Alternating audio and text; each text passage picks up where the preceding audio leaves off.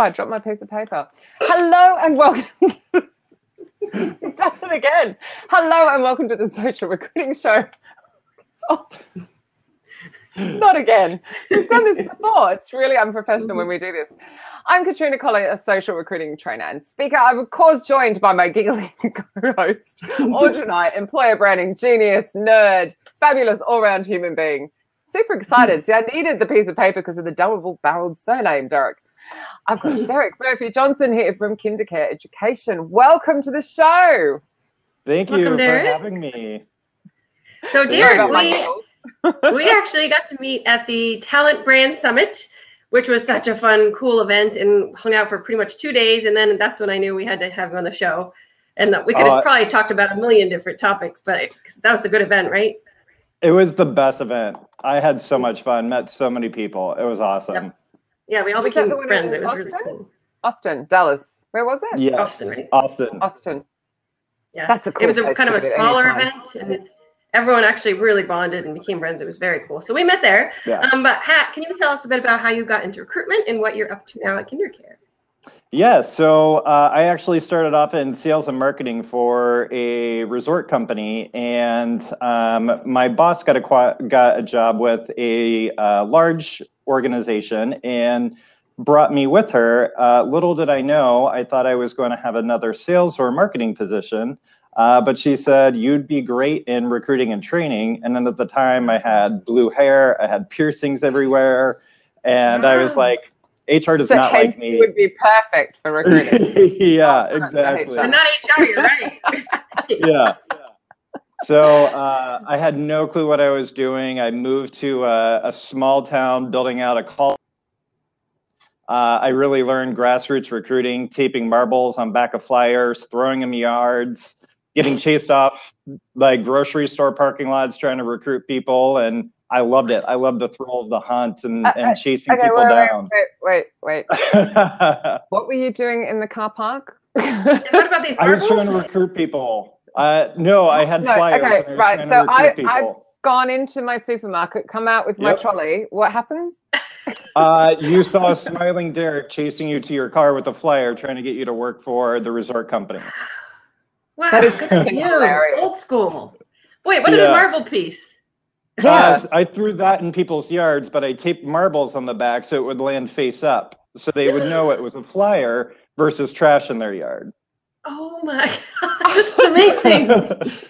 But there's no targeting involved in those marbles. Like, yeah, how do you know? You lost your marbles. He must have lost his marbles. I did. So you were hiring every type of person? Yeah, it was telemarketing and inside sales. So as long as you had a pulse and you could fog a mirror and smile on the phone, you worked for me at the time. Oh my gosh, that's amazing. Wow. I like how old school it is. Grassroots. Old school. Yeah. Wow. So I'm now speechless at this point. So how many marbles did you have to throw per hire? 3 per hire. Only 3 flyers per hire. That's amazing. Yeah. That's funny. The office was like, abort. People are complaining. But you're going, but I'm putting people at that. Yeah. I'm like, it's awesome. I'm making it happen. And the grocery store, that's hilarious. They didn't like it. No.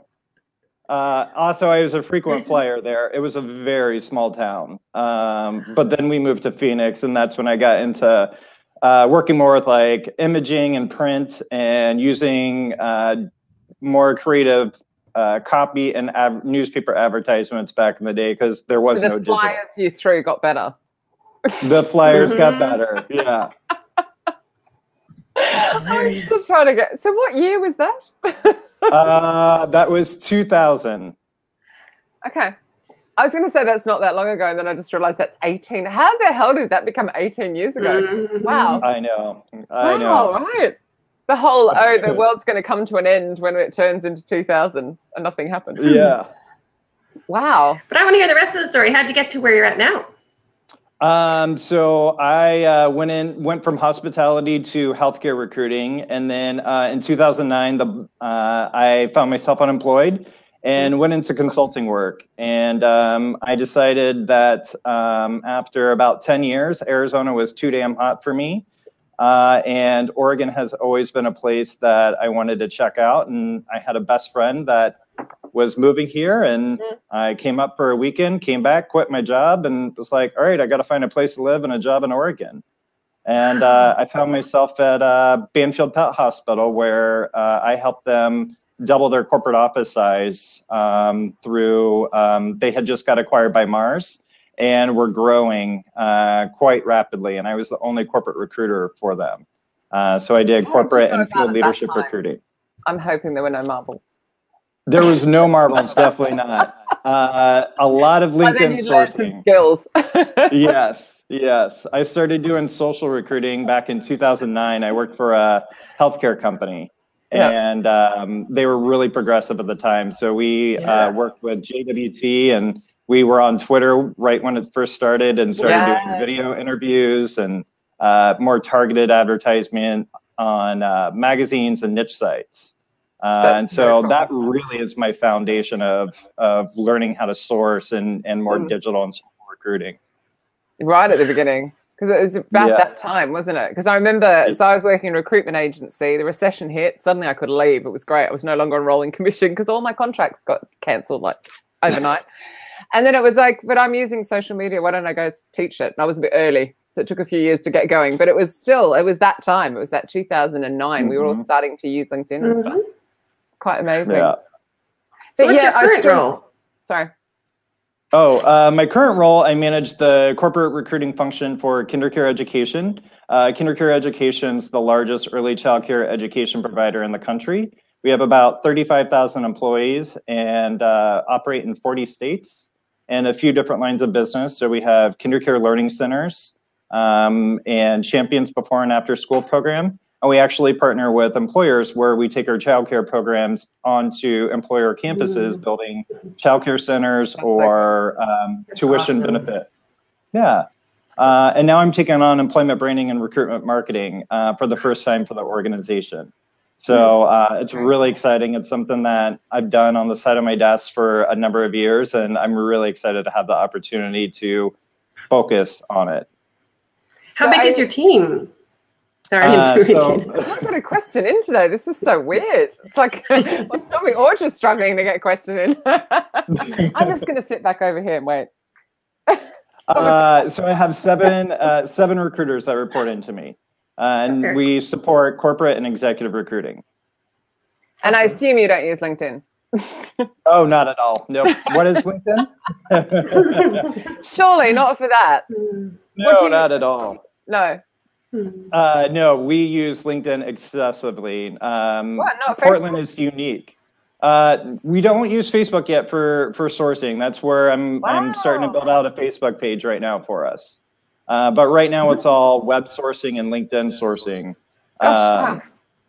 Portland's unique. We are in the backyard of Nike, Adidas, HP, Intel, Microsoft is here. So competing for talent in general is hard, but with these large organizations, it makes it a little bit more challenging for a mid-market organization like us. So what kind of people are you looking for? No, corporate functions. Oh, okay. Corporate functions. So IT, marketing, finance. So we support the whole corporate function. We don't recruit for teachers. I was thinking the teachers and the carers, so that's why I said Facebook. Yeah, no, that's what we're going to be doing from an employment branding and recruitment marketing standpoint, is getting more out there on Facebook and the social channels for teacher recruiting. Yeah. Mind you, you still have to hunt them. There's just a few, as you know. Yeah, they're just the problem. Yeah. I think you have a great brand, though. I mean, everyone in the U.S., maybe not Europe, but everyone in the U.S. has heard of it, so that must be helpful.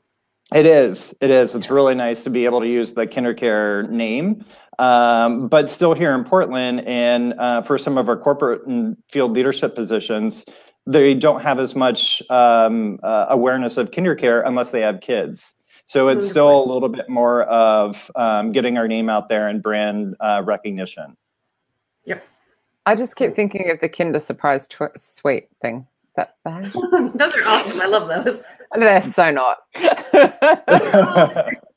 Do you get them in the US? We do now, at least where I live. Yeah. Oh, right. Yeah, Otherwise, I'll have to post you some. Yeah, my kid loves them. They're like, I'll send some over. They have half chocolate and half a little toy. And they're very really, expensive, really but the kids sweet. love them. They're really sweet. I'm like, you can't go wrong with that combination.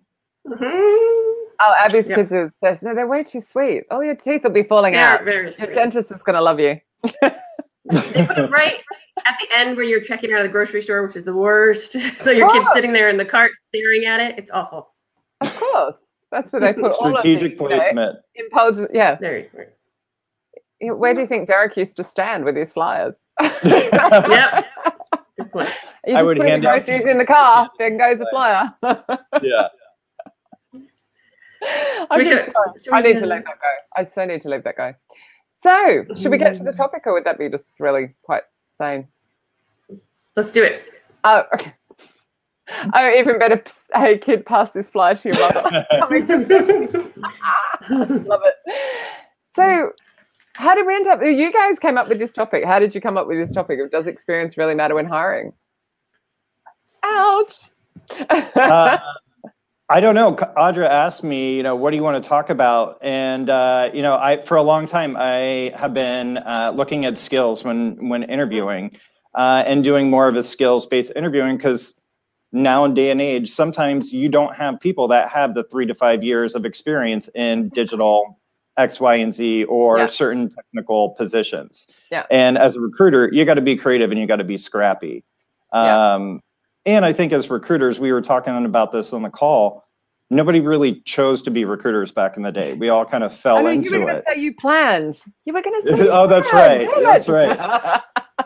It's funny when I'm at universities and people are like, yeah, I want to be a recruiter when I get out of school. And I'm like, what? Say that? Yeah.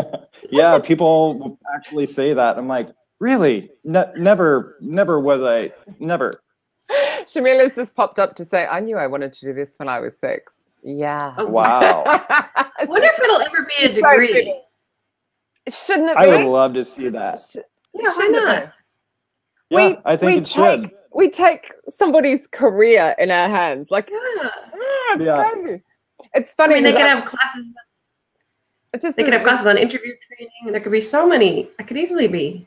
So, I'm writing the book. So I'm writing a book called The Robot Proof Recruiter. And the more I start writing, the more I just realize how damn important what we do is, and how there's just like no training. But just most of us end up in it with no training, just doing this job that's so damn important. And I just keep thinking, and I just keep seeing bad examples constantly, which is great because the book will be quite entertaining. But you're just like, no, stop it. This is people's lives.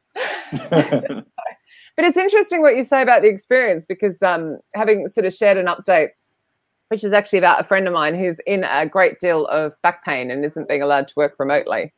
And then there were lots of people kind of popping up going, oh, I currently have to care for someone, so I need to work remotely. And companies just going, no. For jobs like recruitment, where you could do it anywhere, you don't need to be sitting in an office. And you just start thinking, we really should be thinking more about the, like you said, scrappy was the word, wasn't it? Yeah. So that means you go after everything, or does that mean something else? No, it means that it's that grit factor. It's the, you don't take no for an answer. You're going to look at every angle and every option to fill a position or get something done. Yeah, or get creative with it. So why aren't we? How many people are just wanting to work flexibly and remotely and can't because of that? I hadn't really thought. And one of them was saying it was like, I'm a second carer or something. It was how it works. So it's not even a full-time thing. So she can work. She just needs to work physically in her home. I'm just going crazy. Yeah, a lot of times you could. So many companies, that's just a policy that maybe they're going to start looking at, because it is changing a lot. Yeah. I think in 3 to 5 years, it's going to be a different story. We're our corporate team. You have to be here physically in the office. Just we are in growth mode, and so there's a lot of collaboration, a lot of things that happen in person. But we do have a large population, like 200 plus employees, that their jobs are based in the home because we don't have places across the country for them to work out of from an overhead cost perspective. And you really couldn't just jump on a video chat and have the same collaboration? We could. I think it's coming. We're in the process of rebuilding our IT department, and I think eventually we're going to get there. Our organization's embracing technology more and more. I've been here 3.5 years and definitely have seen progression and evolution since I've been here. Actually, it must have been quite hard for you, saying in 2009 you were like sourcing on social media to suddenly go somewhere. You're like, really? We haven't got video interviewing yet? Yeah. Yeah. When I first came in, I was like, let's do video, let's do social. And the organization wasn't ready. So it was like 2 years influencing about social and employment branding and recruitment marketing. And I'm here now. So maybe in another year or two, we'll be doing video and more web-based meetings. Mm-hmm. One thing I think is interesting about experience is that on the job description, you say 3 to 5 years. What if someone's been working for 5 years, but they're in a really rubbish job learning nothing, or someone's been working for 1 year and awesome at it? You know what I mean? It seems so silly.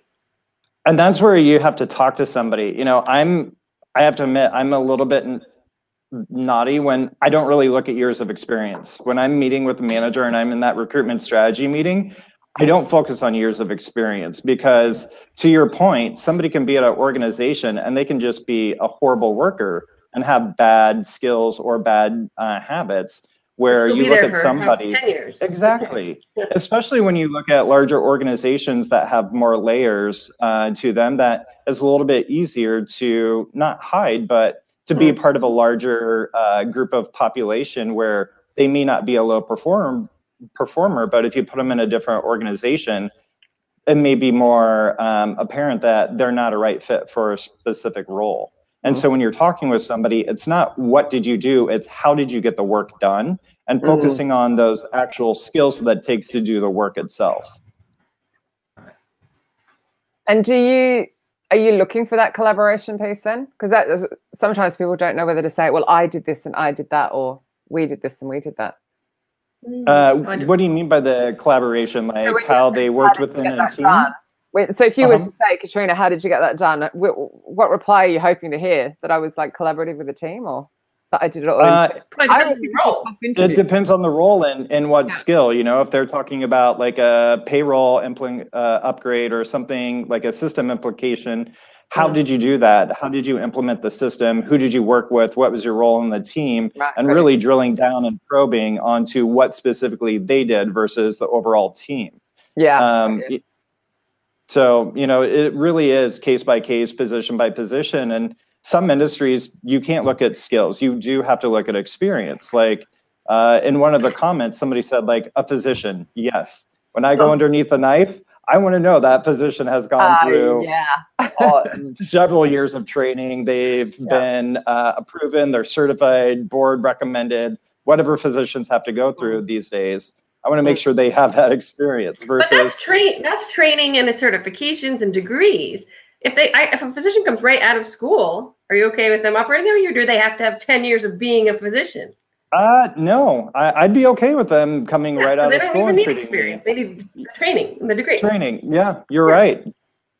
We were going to be nice to you because it's really early on the West Coast, but clearly we're not being. Can I just say, no, you're getting like loads of support from the side channel, Audra. Mark also called you Audrey, but I think he meant Audra. Bethany Ann just wrote something that's so funny I have to read out. I just finished grad school majoring in education, and my friend told me her company was hiring for a recruiter headhunter.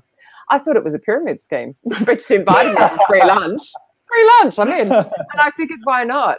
8+ years later in the profession, and I love it. That's lucky, isn't it?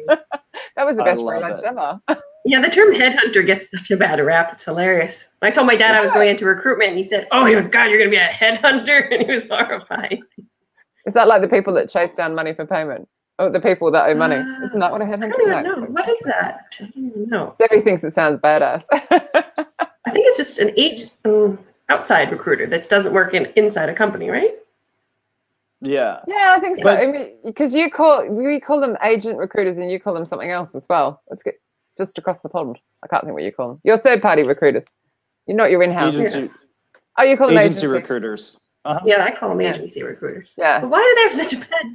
I think so. To me, a headhunter is like executive search level, who would do things like throw flies with marbles. You know, they go like above and beyond compared to most agent recruiters. They're really seeking the really C-suite level. That's how I think of it. But I never think of it badly. I think about headhunters calling into offices after hours and leaving voicemails. And I think like that's probably why headhunters get bad raps. But really, you're matching people with jobs. But headhunters know how to use the phone. That's why they're getting a bad rap. Yeah. They're not just sending an email. No. So I didn't understand Shamila's question though, Audra. How about people without education? So this is like a whole other. Yeah, this is a whole other issue, and that relates to the doctor thing. Obviously, like my degree was completely pointless. Yeah, but a doctor job, I mean, you want them to have a degree, right? So, yeah, how's your take on that? I don't have a degree as well, so I'm like the other end. And then my sister, who had 20 years of event management experience, running her own company, literally running these projects, couldn't get past the initial thing to get a job because it just kept saying no because she didn't have a degree. So, yeah, I'd love to hear your thoughts on that.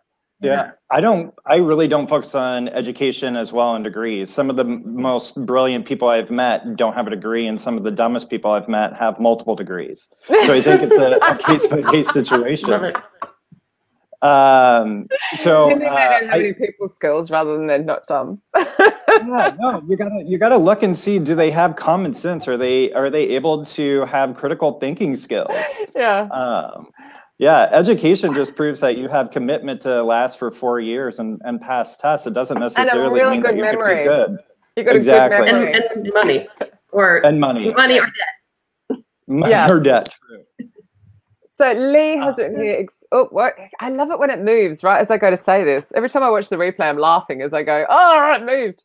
So Lee, nice to have you back, Lee. We haven't seen you for a bit. Experience and skills matter equally. For example, you may have been playing guitar for 10 years, but if you stink at it or aren't very good, your years of experience don't matter. Stephen, as a social recruiting, what's the biggest tool you use to source candidates? Still phone calls? Yeah. Social means, know how to talk, no? No. Interacting on social webs. Like, I am stalking people all the time on social media and LinkedIn and CRMs of emailing and calling people. So I would say I'm old school. I was one of the early adopter of LinkedIn, and I've never stopped sourcing on LinkedIn. So LinkedIn's my sweet spot. I think it's all about how you go about it as well. I do think phone is, why not? You've got somebody's phone number. What CRM do you use, Derek? We have Phenom People for our CRM.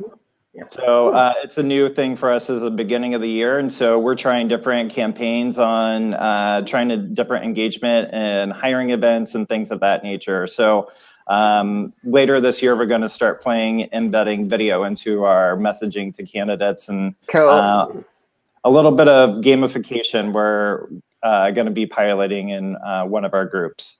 Yeah. I saw, I can't think who, I'm having a blank. Someone was telling me that their response rates by having the video messages had gone up from like 30% to 70 or 80%. I believe it. Massively. They used BombBomb. It wasn't Mark, it was someone else. I feel really bad now. Bethany Ann, I love LinkedIn. It's all about being proactive, maintaining relationships and checking back in, and not the way that 98% of recruiters use it. Abby, say more. Hi, Abby. Say more about that gamification stuff. I would love to. We're still piloting and choosing, so we haven't actually selected anything yet. So it's still in process for later on this year. So not doing it yet. And Stephen's written video, as in you sent in quick video of yourself to candidates. No, that would be scary. I think that would be the opposite of talent attraction. No. Hang on, you said you used to have blue hair and tats. Can we go back to that? Then that would be talent attraction, no? No, I still have the tattoos. Yay! No, we're actually filming our leaders saying like, hi, this is who I am. This is my function. Can't wait to either see you from a new hire perspective or just telling a little bit more about what their department's responsible for. That's cool. Ooh, and will you put them in like the job descriptions on your website? Or maybe just your main careers page? We're still trying to figure that out. We have the function to do it, but when you post it out across multiple channels, the video drops. So our HRIS team still is trying to figure out a way how to work with Taleo to get it embedded properly. We thought we cracked it, but we haven't yet. So right now we're just using video in our CRM for emailing candidates. If you want really good response rates, not response rates, visibility on Facebook and LinkedIn, you need to upload them. separately. Mhm. So for LinkedIn, you want them to be bloody short if you do that, by the way, because they take ages. Yeah, I don't know if we're ready yet for LinkedIn. That'll probably come next year. Why not? Really? You have the videos anyway. Why not The pop it up videos there? are doing great now. You should be doing it. Just do Well, it. Just do it. Just be bandwidth. rebellious and do it. You've got time, for God's sake. Just do it. All right, I'm doing it right after this. Be scrappy. I mean, just do yourself, your own personal LinkedIn. Pop that video, upload it natively to LinkedIn, and say, "Hey, meet up this product managing marketer, manager." Why not? Yeah, no, that's all my plans. Right now, I'm still straddling 2 roles of managing our corporate team and getting started in the EV space. So are you looking for someone to manage the other team? Not determined yet. So it may be where I'm supporting both. First video. I know, that'd be awesome. Could you come and please fill my shoes so I can go over here? Please. We don't need you to have any experience. Just come. Just take my job so I can go and do this. I think that'd be a really funny video. Yes. When you get sign off, that's what I want your first video to be. I would love to do that. Abby Cheeseman, who knows a thing or two about video, has also preached native upload is key for social. Yeah, no links. That's what I was just saying. Yeah. Especially people. I always see all the time people that share it from YouTube to Facebook. And then as soon as you do a few more posts, it's gone forever. Where if you upload it to Facebook, it's on your videos tab and it's got a key prominent area that stays. But LinkedIn's the same. It's like LinkedIn doesn't like posts with links in them. It'll really visibility is low, but it loves organic video and it loves like an image. Then you put the links in the comments. And reply to everyone and encourage anyone you tag in it to actually comment, not just like it. Then they do better. But Mark, who's going what in he's yelling what at you, was on the show a few weeks back. Might even be longer than a few weeks back. We've been very busy, haven't we, Audra? Talking about video and from an agency perspective and just putting himself out there. Yeah, he does more of inbound content marketing. So he'll be answering questions publicly and it just gets him inbound leads. It's really smart. Oh, that's awesome. Yeah, it's very cool. Definitely like taking it buyers personas and inbound marketing to recruitment. It's awesome. So with the experience, does it really matter? So what are you doing instead if it doesn't really matter? So we're looking on topic. Yeah. Not on topic. So we're looking at a couple examples. Project managers here in Portland or across the country. Good project managers are hard to find. So we'll go out trying to find somebody that's got specific experience in project management. But we may run into a situation where we have somebody that we may find that we're not finding people that are aligned to our culture or how we work here. And so we take a look back and say, what is this position specifically going to be doing? And at KinderCare, we have project managers that aren't just in IT, but within other functional parts of the organization. So one we have is what we call center operations. For those of you that are familiar with retail, it's the liaison between corporate and the field, and then field and corporate. And so really it comes down to communication, being proactive and being organized and being able to help influence. And so we took a look and said, what would that take? What type of profile? And we determined that a retail store manager or a district store retail manager has multiple locations that they're in charge of, multiple people that they're in charge of. They have to influence, they have to worry about multiple people being accountable. And so we found great success. What was that? And manage their time as well, because they have deadlines all the time. Exactly. And, we have 2,000 locations collectively. And so having somebody that has that multi-unit experience, we've pulled people from the retail background into a lot of our positions here in our corporate office. I just filled a role earlier this year in a mergers and acquisition position, and the person had no project management experience. Good morning.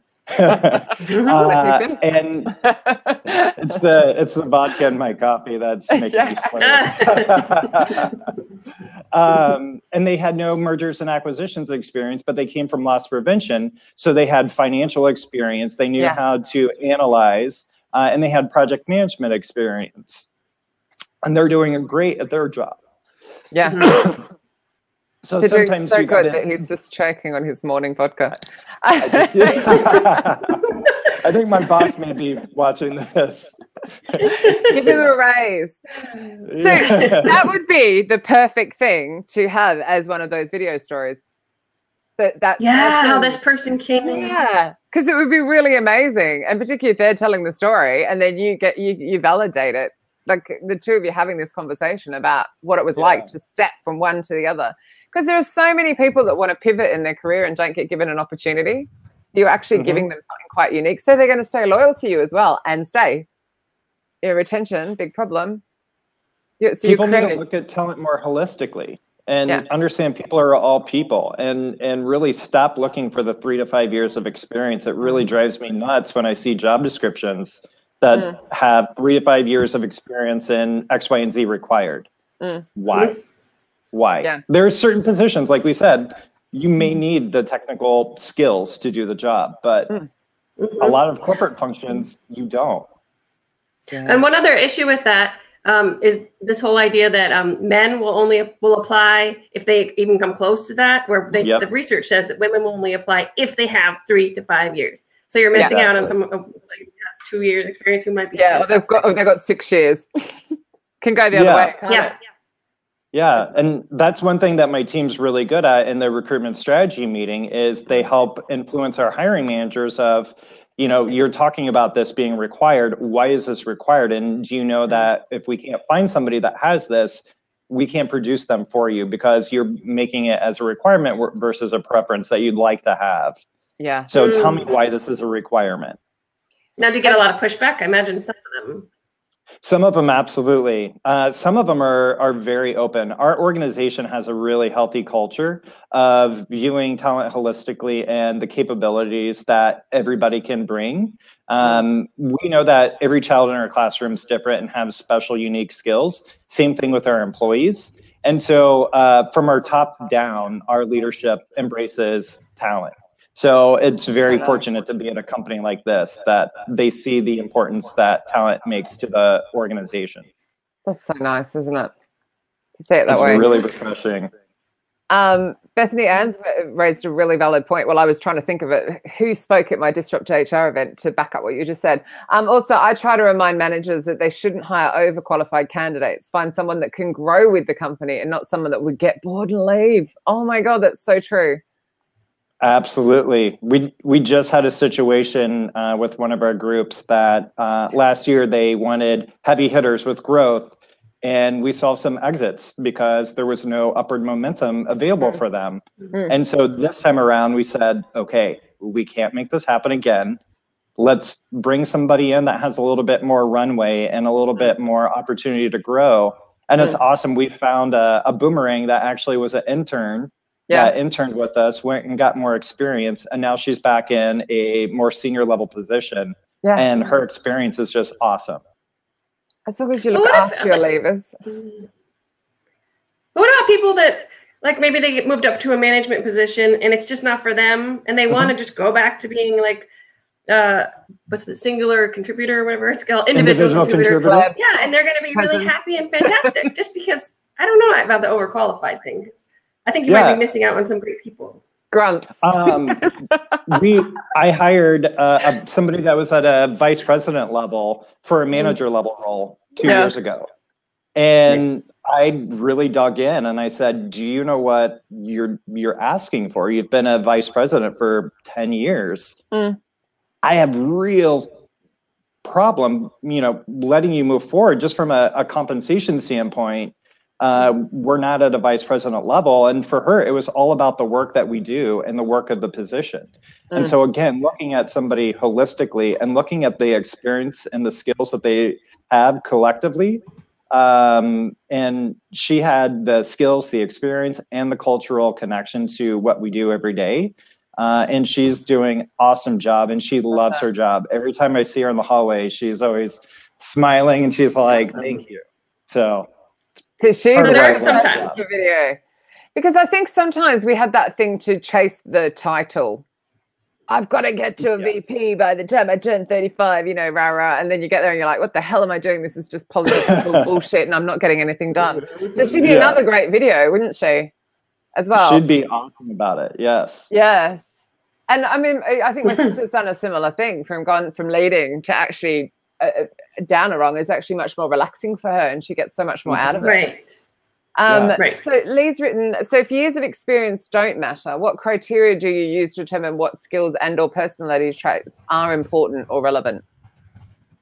I guess it's a high answer. It's a case by case situation, but we'll take somebody in like a administrative position.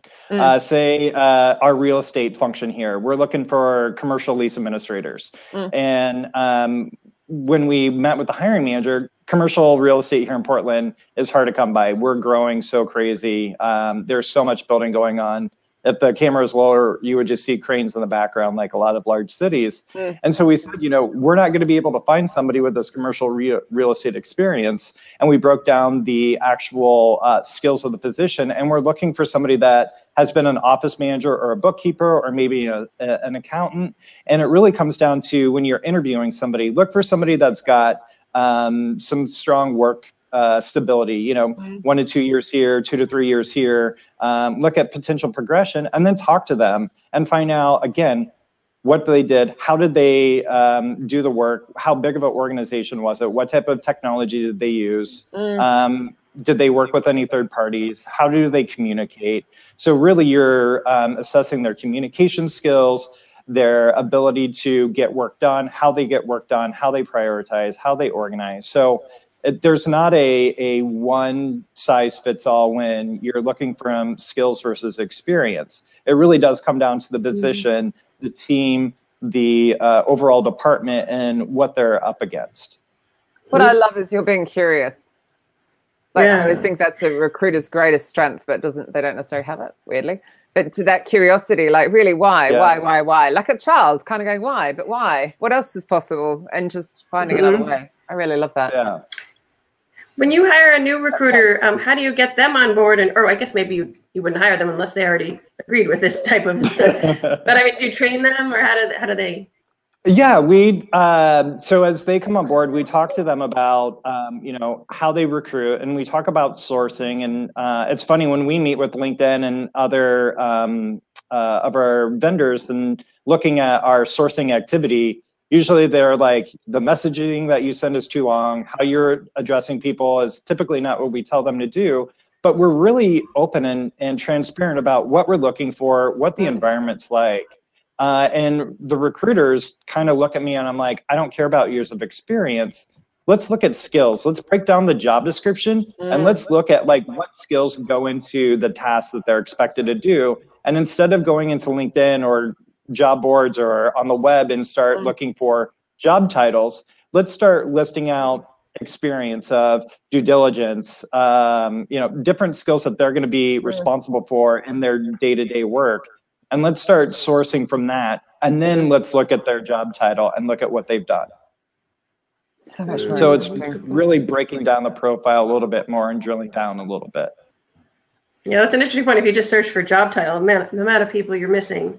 Exactly. They don't currently have that job title. People don't have it, or they misspell their job titles. I think manager is one of the most misspelled words. Lots of managers and engineers and yeah. But yeah, Stephen Levy, please relate. Try not to be distracted by Mr. Levy in the side channel. He's being very but funny. Also, Derek, don't miss on the side there. Abby from Skillstout said she has some freebie video goodies if you send her your shipping address. I'll hook you guys up. And great questions to ask so that you get a really good video as well. That's awesome. Yeah, she's got a lot of resources. Thank you, Abby. Yeah, I love that. Never search for job titles and judge on it. And I think you're right as well, because if you're looking for someone who's ready to step into the next role, why are we looking for the current job title and the yeah.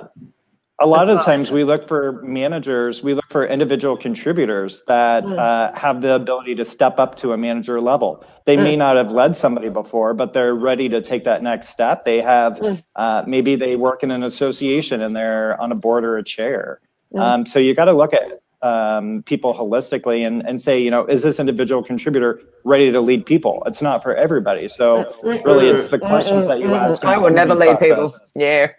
So many people get promoted to managers because they're good at their technical job. Yeah, and they're rubbish. I see that all the time. I would be. Exactly. Eric, I would say, do this, and you wouldn't do it, and I'd go mental. Like, I do not have the patience bit.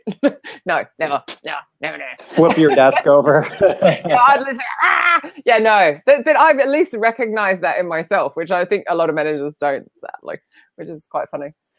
Actually, I was laughing yesterday because I was doing that training, and one of the roles is like a language engineer. And if you actually search that job title, because that's what they've decided it is, it's like seven on the planet. But there's tons of people that do the role. They just don't call it that. So that's the other problem with doing that way. Yeah, I see that a lot where people call their fancy titles instead of like what it is.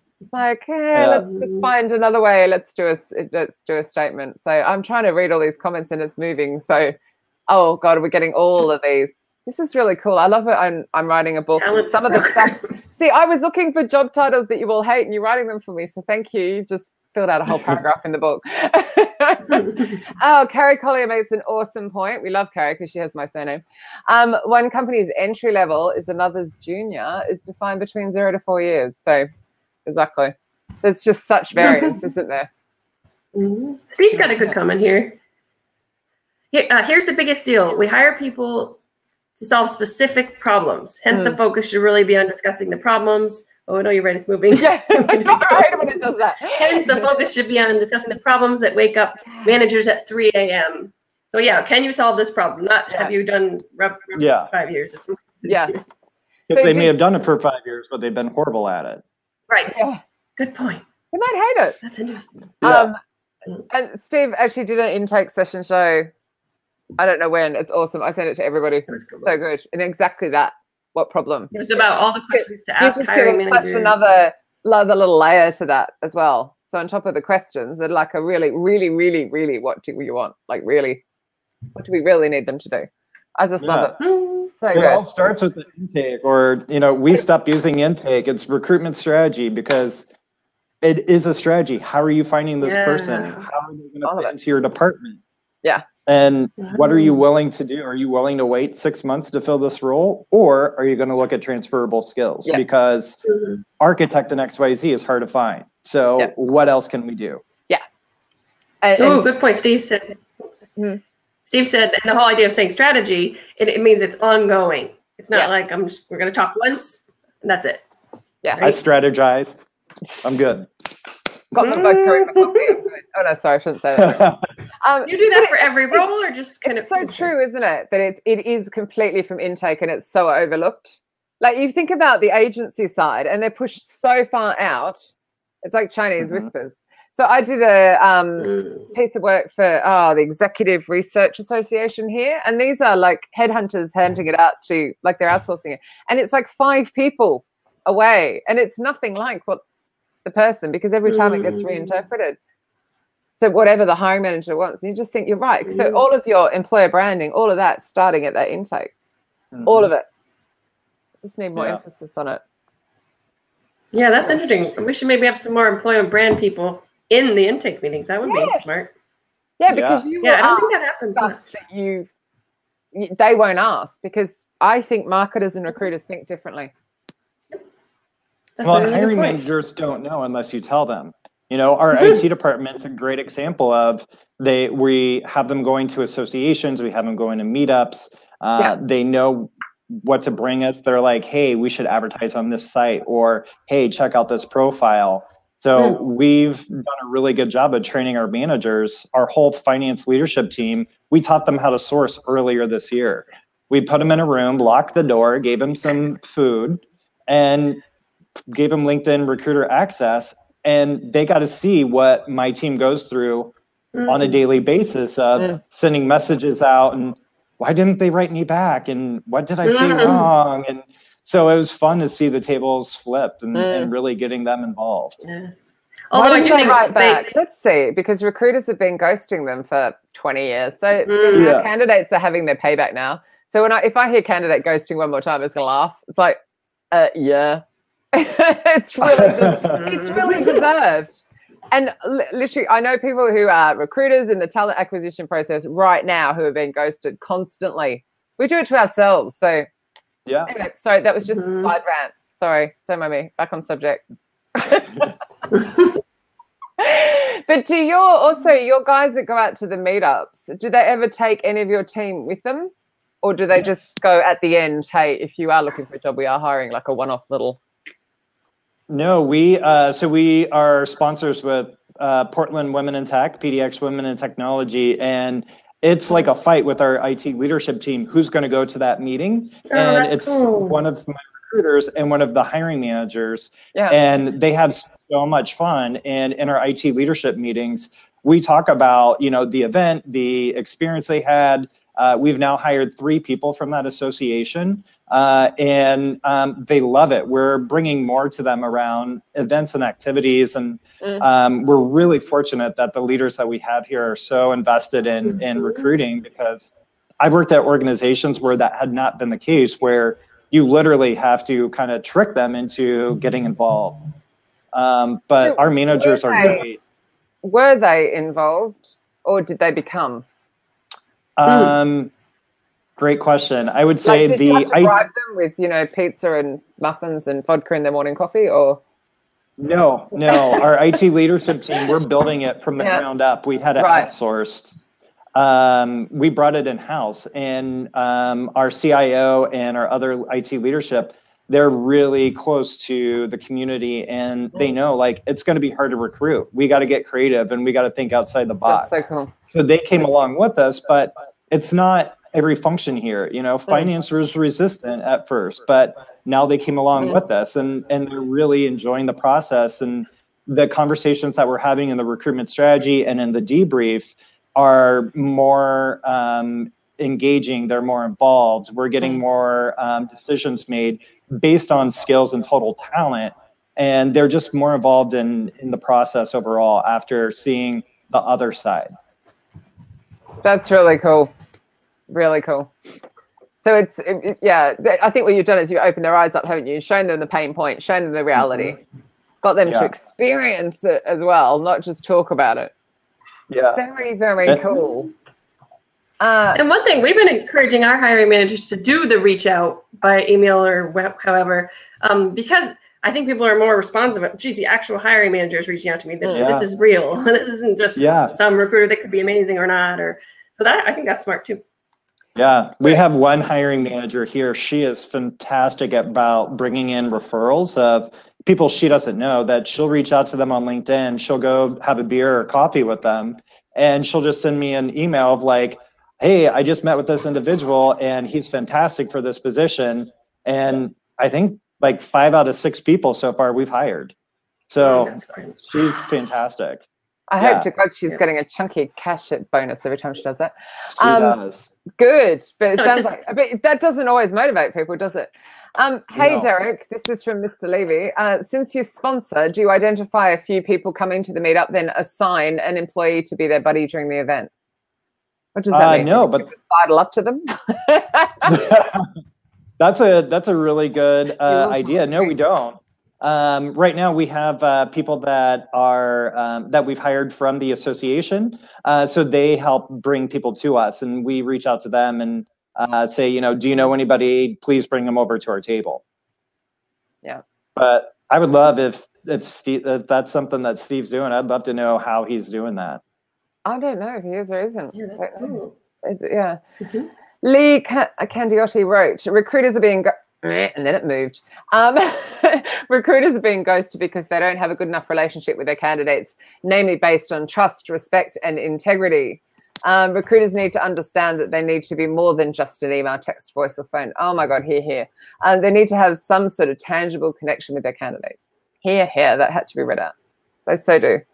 Yeah, and that's the, isn't it? That's the meetups. That's the, you know, going out and doing more. Yeah. Helping the community.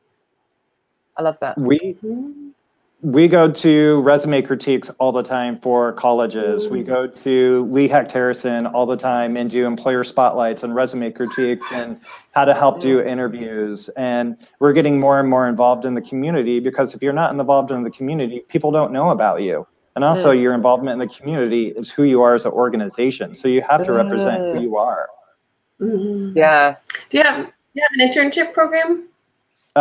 We don't right now across the board in accounting and finance. We're working on it. But that's one of the things we hope to get started in 2019. Sure. Yeah. I love that because it shows you're actually living your values, doesn't it? Rather than just talking about your values. Like that Great way to make connections. Yeah. Shamilia, I think people forget that as a recruiter, you build relationships with people. So if they're not interested right now, maybe in a year or two. Yeah. And it's the keeping in touch piece, isn't it? Yeah, that's why it's good to get to know those students where you're helping them with their resumes. Yeah. Because in a year or two, they know who you are. They might be fantastic. They are the worst thing in the world to write. Yeah, I'm horrible at them. And my resume is horrible. Like, it's really bad, which is so ironic, right? It's so great that you're both in employer branding. I feel very, very relaxed to know that your companies. So how do you overlook that, knowing that like someone like me might be great, but just crappy at writing? Well, obviously you wouldn't hire me for a writing job, I guess. Where's Katrina Kibben when you need her? Right. Right. Yeah. How do you overlook that someone might just not be good at resumes, but maybe that doesn't matter for the job? It doesn't matter. So you got to look past that. Like, unless there's loads of typos and misspellings on a resume, we've got to look and see, like, is there enough on the resume to say this is interesting or not? So if the one thing, don't do your job description. I don't even remember what job description I was hired to, but never list out your job description. What did you actually do? Write that down. It doesn't matter what your resume looks like. It could look like shit, but like, what did you actually do on a daily basis? And then at the end of that, when you've written that thing, think, so what? And then you'll get the achievement. Yeah. You'll do which means that, help with employer branding, which meant that we made more hires.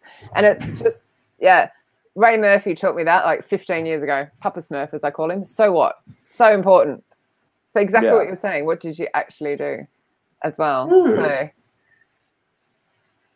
So, what's he talking about? I don't understand. I'm going to go past. At Blendle, we say resumes explaining what high school you went to or what supermarket you mopped the floors of. Not really our thing. Then we will contact you. I don't even look at the resume. Or 4-page resumes for someone that's only been out of school for a year. That drives me crazy. I'm a skimmer, so as long as I see enough on a resume, I will reach out to you. But 4-page resumes, or when you talk about yourself in third person, biggest way to turn me off. Oh, same with LinkedIn. I don't like it on LinkedIn when people say, I did mine in we know you wrote that. I know. Mine was in no person for ages, where you just avoid all of it. And then eventually I went, you know what, I think we've calmed down enough on LinkedIn. I think I now have the I on there. For ages I avoided it though. It was just no. It's quite funny. I don't know why it bothers me on LinkedIn, because I know that they wrote it, so it's stupid to say act like someone else did it. I don't get it. Can we please stop kicking donkeys on LinkedIn? This is my thing of the week. No more kicking ass. Ass. You guys spell ass. There's no more kicking donkeys, okay? That's it. You spell it A-R? I've said it now. A-R-S-E, like you're supposed to spell it. Not my fault you guys can't spell. Right. Steve Levy's just told us he's a thought leader. We have that on record. I rather have them motivated, why they think they're a fit for the role. Show me the stuff they did. Yeah. Mark, there you are. Mark spelled it out for you. A-R-S-E. So I've just had this week of like people wanting to connect. I help women kick ass. So you're a donkey kicker? Anyway, I'm just completely I didn't get that at first. Now I get it. Yeah, but that was right on the back of someone else's post where I wrote, the poor donkey, and they didn't get it. Because I think they were still hearing not ass in their head. Most Americans don't know that you spell it different. I didn't even get it, and I know that. Most Americans don't know they spell it incorrectly. Okay. English language came from England, A-R-S-E. Just throwing that out there. Anyway, I am Australian, by the way. I'm being a huge hypocrite saying that. As we're running out of time already, I can't believe how fast this has gone. Next week, I'm sorry, I'm in Africa. I will be that's right. I will be in Johannesburg with Vanessa Rath. He's not here, amazingly. I don't know where she is. She normally is here. I'm super excited. So I won't be on the show. So Katrina Kibben is stepping into my big shoes, and they literally are big shoes. I've got huge feet. So thank you for that. And Audra will be talking to Tanil Folk. Fog, Yep. Poke, however I pronounce that as well. I can't remember the topic, but I'm sure it'll be marketing related because it's the three of you. So I'm sure it'll be awesome as well. It's going to be great. That's another person I actually met at that Talent Brand Summit with Derek. So excited. We're going to talk about getting into recruitment marketing or employment branding because it is so niche. It's a little tricky, or there's a lot of different ways you can kind of find your way in. So we're going to talk about that. Just fall into it like you two did. Yeah. I mean, you can, but it's also you can be strategic and get in. So that's what we're going to talk about. I think that's what you two have done, actually. You've been quite like, I want to do this, yeah? Yeah, I think I was a little more strategic. I just made it a job. Is that what you did, Derek? It's gone really quiet. Have we lost him? Yeah, no. Can't get a word in. I knew this is where I wanted to be. So I just fortunate I have a boss that let me write my job description eventually after 2 years. Yeah, but you had to prove it first. That's the whole point. There's another video for KinderCare. Yep. I so you can connect with Abby, but then I had to really think that through. But it is like that's living the values of the company, isn't it? That you can come in and there's enough talk about the values. Showing people living the values, I think, is more important. Yeah, how you can move to where you're best suited. The company lets you do that, where some companies don't. No, we had somebody in. Oh, no. I was just going to say, because we've talked over you so many times through this show and you barely got a word in, is there anything in the final minutes that you really wanted to say that you haven't had the chance to say? Jeez, no, I'm good. I'm good. It's still early on my end, so I'm going to drink my vodka and coffee. And Wait, I got something. I promised everyone we're going to have a big announcement. So now we can have it. Yeah. So this is not being officially announced until October 1st, but I pulled some strings so that we could announce it on the show. But Derek and I have just been named to be the board of the Talent Brand Alliance, which is pretty exciting. That's so exciting. So it's going to be fun. We're going to be working together a lot in 2019, helping to plan event. You're going to be doing event planning for the big summits. Is that right, Derek? Yeah. I'm going to be working alongside my other board members of making sure that the events are engaging and making sure that it's what everybody wants out of it. The Talent Brand Summit was a different type of an event. They say the unconference, and it's exactly what it was. Most times conferences, you don't get to have a lot of one-on-one connections. I can say I walked away with a ton of connections and people like Audra that we've continued to connect and build great relationships with. So cool. I'm looking forward to this. I'm going to be doing learning and development. I'm not sure exactly how that's going to pan out, but I think I'm going to be meeting up like mentors with mentees, making connections, there's ways for people to really learn and grow within the community. So pretty exciting. Cool. So who else is on the board? I guess can we announce all the other people? Oh, I see. Oh, it's all secret. This isn't on the back of last year's event. No, don't tell me. I didn't even know the announcement. Yeah, it's coming out publicly October 1st. I think I'll let everyone else. Yeah. But yeah. Okay, well, that's it. We're done. We're out of time. Derek, thank you so much. Yeah, thank you. That was great, Derek. You guys. We let you get a word in occasionally. We were really chatty today, Audra. We're normally quieter than this. We were shocking. Yeah, I know. Yeah, sorry. We were off. It was a good topic. I will see you all in 4 whole weeks. Don't miss me. I promise KK is filling in. I think we've got 1 week off, though. Unfortunately, we couldn't quite get cover. So don't miss us too much. But definitely tune in this time next week because Audra and KK will take over the show. Thank you again. And have a great weekend, everybody. Awesome. See you Thanks, everyone. Bye. Thanks, Mark, Steve, everyone. Thank you. Thanks. Bye.